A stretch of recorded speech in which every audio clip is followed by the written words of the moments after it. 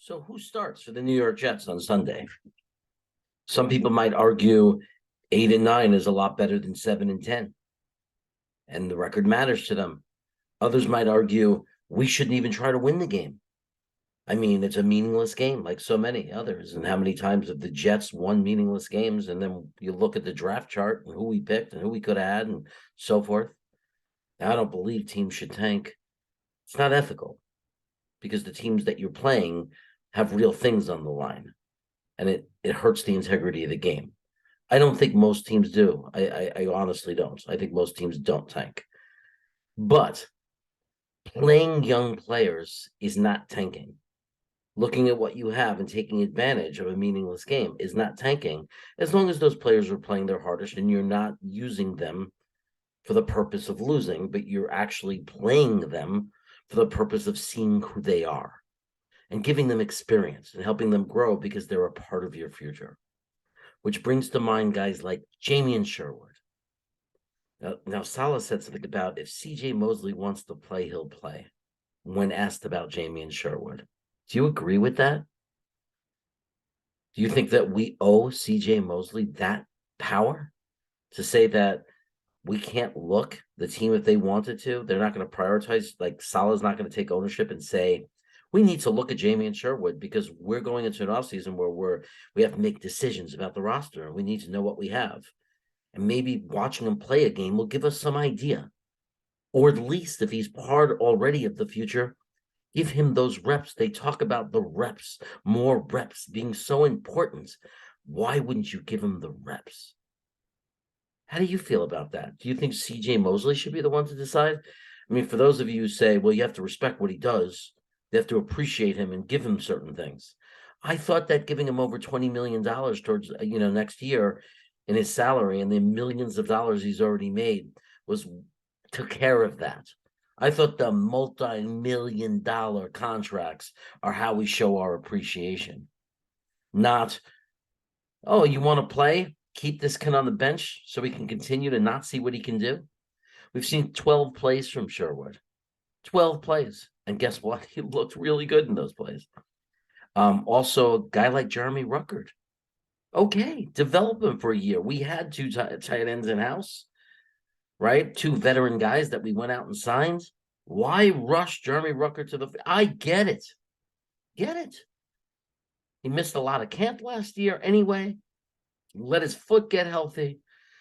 Let him learn the NFL. Let him learn the playbook with no pressure, no scrutiny, nothing. If one of the guys gets hurt, he was always there ready to come in. Great. But now we're playing in a meaningless game. Does Jeremy Rucker get snaps? Reps? Does he get some experience in the NFL? Miami's going to be playing their heart out. This game means something to them. So this is real. This is not garbage time football against another team that's not in it. This is a chance to play competitive NFL football with lots on the line. Also at quarterback. I don't know if he announced that yet. It's Thursday. He probably did. And I'm behind in the time. You can tell me that in the chat. But I brought up the question of why not use Zach Wilson if he's the guy you're developing, if he's truly the future, if he is.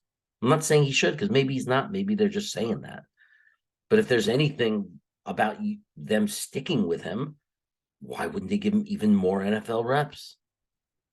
More practice, more ability to learn from a team that's being competitive. Also, who else is there? Who else is there that can get more playing time? Maybe Denzel Mims. Why not? We have to decide if we're going to cut Corey Davis or not. He's going to be expensive. Not that expensive. But we might need to scrape some cap space if we have to go pay a quarterback, right? Everybody wants to yell out things. Get Lamar, get Derek Carr. Well, that costs money. That means other people are going to have to get cut. So why wouldn't we want to look and say, well, what happens if Denzel Mims is the featured wide receiver with Garrett Wilson and plays a whole game? And I'm not saying that you can make a completely informed decision just based on that, but it's better than nothing. Maybe he'll spark. Maybe he'll have a great game and give us more hope and make us feel more confident. And maybe they'll be like, hey, maybe we could either restructure Corey Davis or send them packing and know that we have Garrett Wilson, Denzel Mims, and Elijah Moore, and they got to make a decision on Berrios too. But we don't got that many draft picks. And we're not going to have that much money because we have to get a quarterback and we have to extend Quinn Williams. So we got to figure this out. We got to figure it out. So what do you think? Do you guys think we should just go with our normal starters and just play to win the game as hard as we can? Or do you think we should use this as an opportunity to watch young players play more snaps for Jermaine Johnson, more snaps for Michael Clemens, and just try things out and give guys more of an opportunity to see what they can do when they're the featured player? Let me know in the chat if you like the content, if you like the videos. Subscribe to the channel. You could do that right here. You could watch another video, but liking the video, if you like it, is really, really helpful. If I just gave you 5 to 6 minutes of something you like, I'm asking you one thing in return. Hit that little like button. Anyway, go Jets.